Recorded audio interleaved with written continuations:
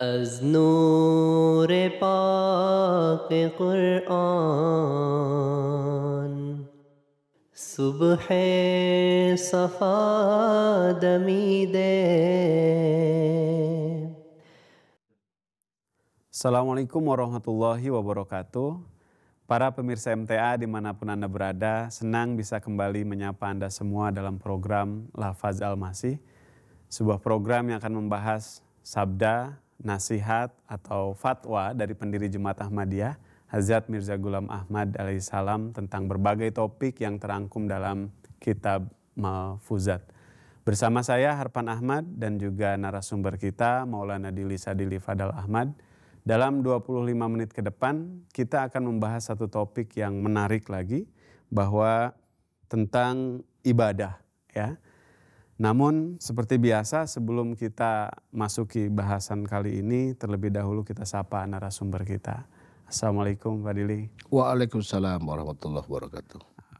Kabar baik Pak ya? Alhamdulillah. Ya, tema kita kali ini tentang ibadah Pak. Ya, tema yang cukup umum namun tentu sangat penting untuk kemudian dipahami secara benar. Nah, dan terkait dengan ibadah ini sejatinya ada suatu firman dari Allah Subhanahu wa taala yang demikian jelas ya. Wa ma khalaqtul jinna wal insa illa liya'budun. Tidaklah aku ciptakan jin dan manusia kecuali untuk beribadah kepadaku. Nah, mungkin pertanyaan dasar Maulana, apa maksud dari ibadah itu Maulana? Iya. Enggak. Assalamualaikum warahmatullahi wabarakatuh. Waalaikumsalam warahmatullahi wabarakatuh. Hadbarat Masih Salam banyak sekali menceritakan atau menjelaskan tentang ihwal ibadah ini. Beliau berawal dari bahasan tentang agama. Jadi agama itu harus memenuhi 3 unsur. Yang pertama teologi, yang kedua ibadah, yang ketiganya muamalah. Jadi ibadah itu sejatinya adalah hak yang paling besar untuk Allah Subhanahu wa taala dari seorang makhluknya. Karena MOU manusia dengan Allah taala di awal-awal adalah illa liya'budun. Kita ini bukan untuk apa-apa hidup di sini sebenarnya, hanya untuk menjadi penyembah Allah.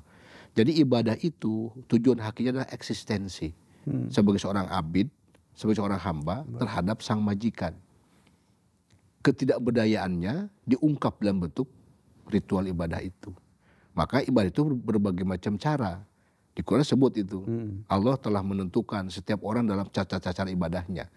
Nah, biasanya setiap agama itu datang, biasanya itu diikuti dengan seorang utusan Tuhan. Sebagai apa? Alat peraga yang akan memperagakan tata cara ibadahnya kepada Allah Subhanahu wa taala. Jadi ibadah itu hakikatnya adalah untuk memenuhi hak-hak yang paling besar untuk Allah Subhanahu wa taala dari seorang hamba. Nah, yang kedua, Mas Wasallam menjelaskan apa itu ibadah. Ibadah itu ketika timbul dalam diri orang itu kecintaan yang tiada terhingga. Timbul rasa harapan yang begitu besar. Timbul rasa takut yang sangat luar biasa terhadap Tuhan. Itu sejatinya adalah item-item ibadah. Ibadah sakatnya abada. Abada itu hanya bergerak. Gerakan kita cuma satu, hanya untuk Allah. Jadi sejatinya kan tidak akan ada orang yang tidak kembali kepada Allah. Hanya tempat kembalinya cuma 2 ujung. Ridhonya Allah, ada murkanya Allah. Maka ridhonya Allah surga, murkanya Allah neraka. Jadi tidak akan ada orang yang tersesat sebenarnya kembali kepada Allah. Hanya ada kembali kepada ridhonya Allah, ada ridhonya neraka. Makanya Mas Simbol menjelaskan, ibadah itu tidak ditentukan oleh surga dan neraka. Sekalipun surga tidak ada, ibadah pasti harus dilakukan. Gitu. Karena itu ibadah itu bukan tujuannya untuk surga, bukan. Tapi ibadah itu adalah sebagai eksistensi seorang hamba terhadap majikan. Gitu. Kalau tuh ada surga itu mah rewardnya Allah. Bukan ibadah karena Allah. Atau ibadah bukan karena kita takut neraka. Kan sekarang lagi ramai tuh di media-media sosial. Bahkan ada kan golongan orang yang saking hebatnya orang ini bisa memadamkan api neraka gitu. Nah itu kan bahasanya seorang sufiah terbesar, Robiah Al-Adawiyah. Beliau mengatakan, sekiranya aku menyembahmu ya Allah, karena takut akan neraka kamu, saya akan padamkan neraka ini. Dan jika saya menyembah kamu karena saya ingin surga kamu, maka saya akan bakar surga ini. Neraka dipadamkan, surganya akan dibakar. Artinya apa? Itu falsafah yang sangat luar biasa. Artinya kita beribadah bukan karena surga dan bukan karena neraka. Masih menjelaskan bukan karena itu. Karena ibadah itu eksistensi seorang hamba terhadap majikannya. Gitu. Jadi malah ibadah itu wujud eksistensi kita. Iya, seorang hamba terhadap Tuhan. Pencipta. Gitu. Baik Maulana. Jazakumullah. Nah, sesuai dengan penjelasan tadi bahwa ibadah ini menjadi demikian esensi ya, dan memang semestinya keinginan untuk menyembah Tuhan itu tumbuh secara alami ya dari dalam diri seorang hamba itu sendiri, karena itu merupakan penggambaran dari kecintaan yang tulus kepada Haliknya ya. Maka apa faktor utama sehingga kemudian orang malah meninggalkan ibadah? Ya. Baik, faktor yang paling krusialnya adalah orang tersebut tidak memahami rasanya ibadah itu. Padahal Hadrat Masih Maud menjelaskan, setiap benda yang Allah ciptakan itu pasti dipasangkan dengan kelezatannya. Misalnya delima, apel, atau buah-buah yang lain, makanan yang lain yang lezat-lezat itu disandingkan dengan rasa lezatnya. Tidak mungkin Allah ciptakan ibadah kalau tidak ada kelezatannya. Hanya untuk bisa merasakan lezatnya barang-barang tadi, itu mesti ada alat yang bisa merasakan, yaitu alat pengecap, lidah. Nah ketika lidahnya sakit, atau tubuhnya sakit, maka barang-barang yang orang sehat dikatakan lezat, bagi dia sangat pahit. Terus apa kita akan salahkan apelnya gitu? Apa kita akan salahkan delimanya? Ini pahit amat, tapi yang sebelah kok bisa enak? Nah sama, dalam posisi ibadah pun sama. Jadi alat untuk mengecap rasa lezatnya ibadah itu hati. Kalau hatinya kotor, hatinya ada ketidakikhlasan, ketidakkonsistenan di dalam hatinya, tidak akan sampai kapanpun dia merasakan lezatnya ibadah. Nah itu yang Masih dikatakan, koreksi hati kamu. Coba ada apa di dalam hati kamu? Kalau sampai kamu ibadah tidak bisa merasakan lezatnya, padahal Allah Ta'ala telah menciptakan kelezatannya, makanya tadi tinggal, sholat pun akan ditinggal. Orang ketika sudah menemukan lezatnya berkorban, sampai kita cerita, sampai apapun dikorbankan. Ya kita bayangkan, Abu Bakar ketika diminta, saking rasanya menikmati, semuanya datang ya Rasul, ini aku persembahkan. Apa yang kau tinggal di rumah? Hanya Allah dan Rasulnya.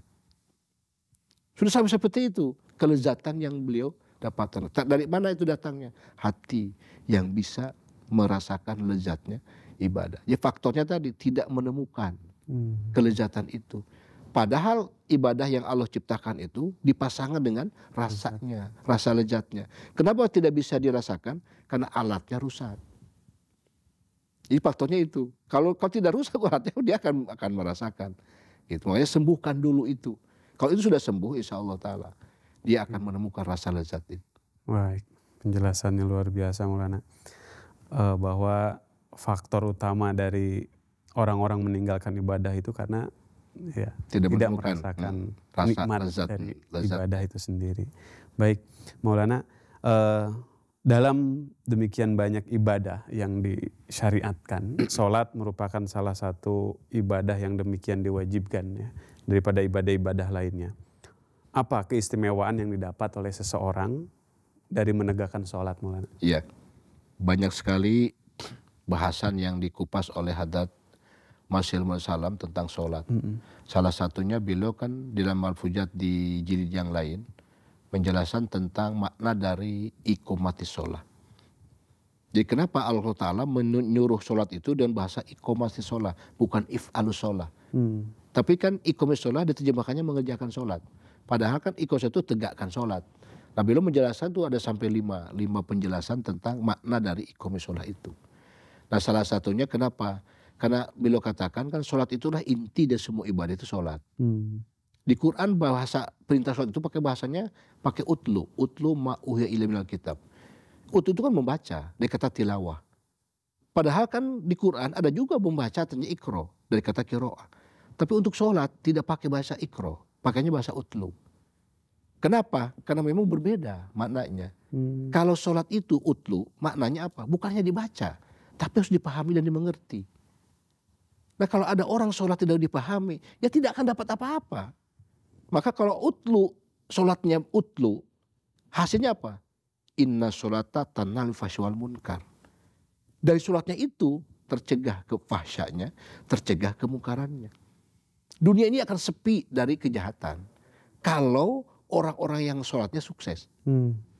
Sejatinya tidak perlu ada KPK, tidak perlu ada polisi, tidak perlu ada jaksa, perlu sebenarnya kalau sholat itu sukses dilaksanakan. Karena dampak dari sholat itu tadi tanha anil fahsya wal munkar.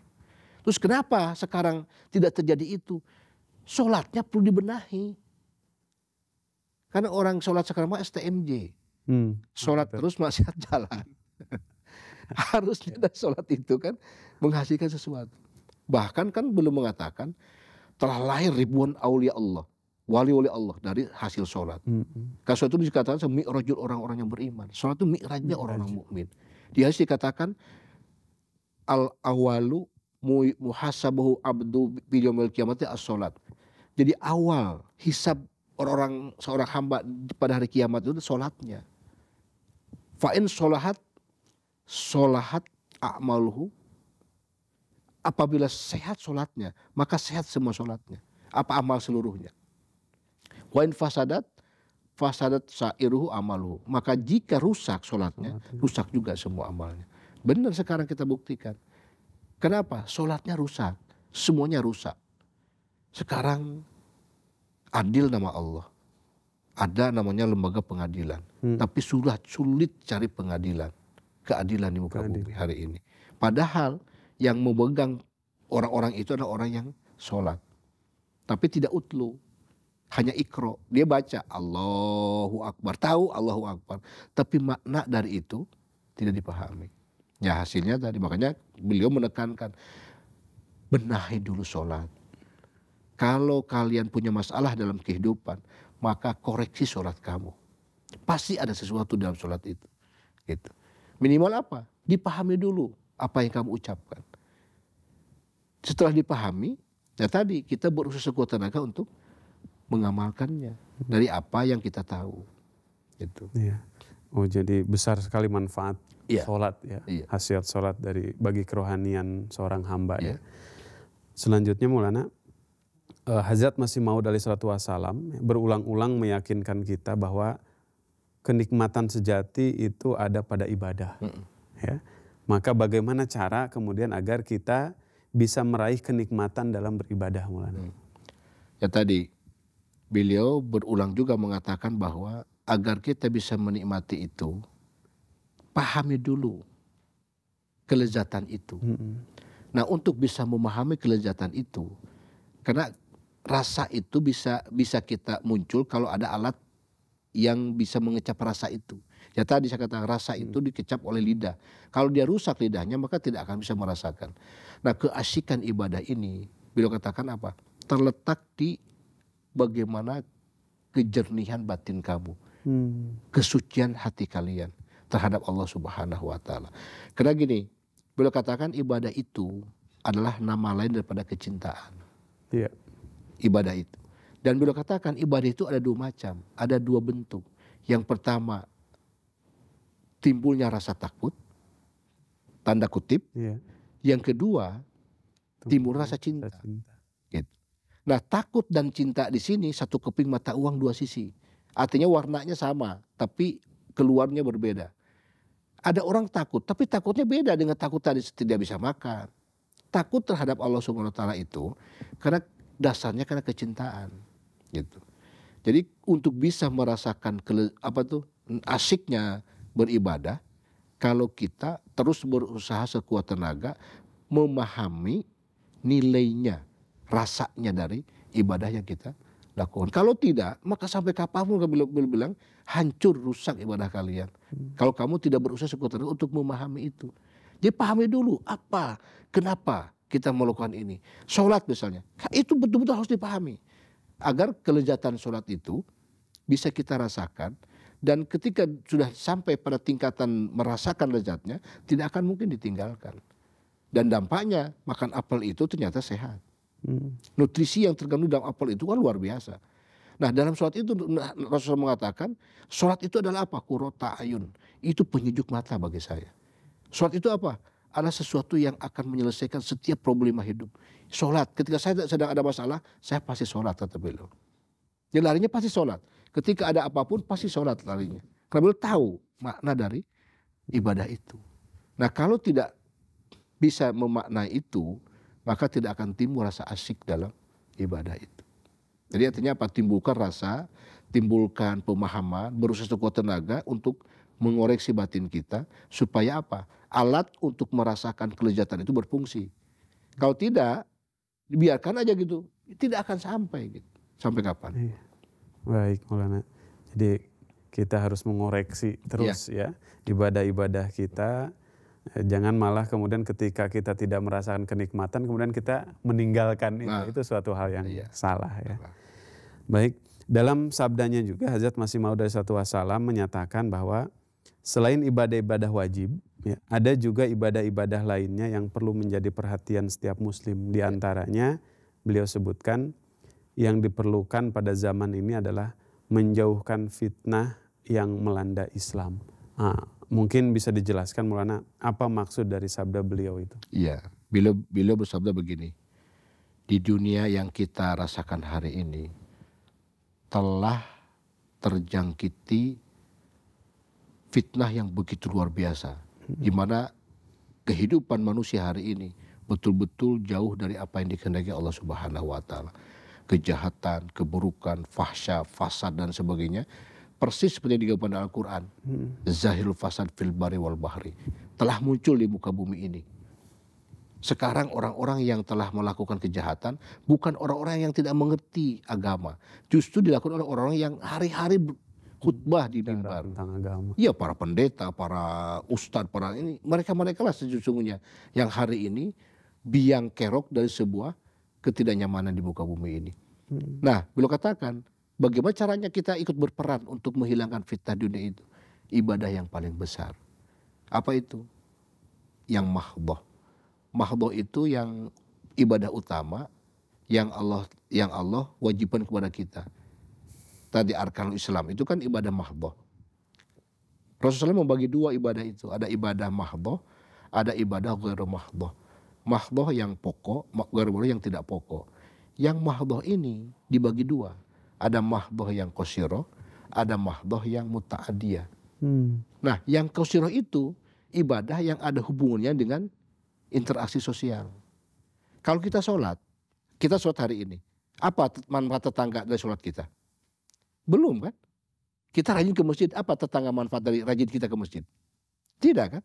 Tapi kalau ketika tetangganya sedang kedengaran terintihan sakit, kita datang. Nih Pak, bantu dari saya. Otomatis hari itu juga dia dapat merasakan dari ibadah kita dengan sodako. Nah, ibadah itu yang paling disukai oleh Allah Subhanahu wa taala. Nah, ibadah yang paling besar itu adalah ibadah-ibadah yang ada sentuhannya dengan kehidupan manusia.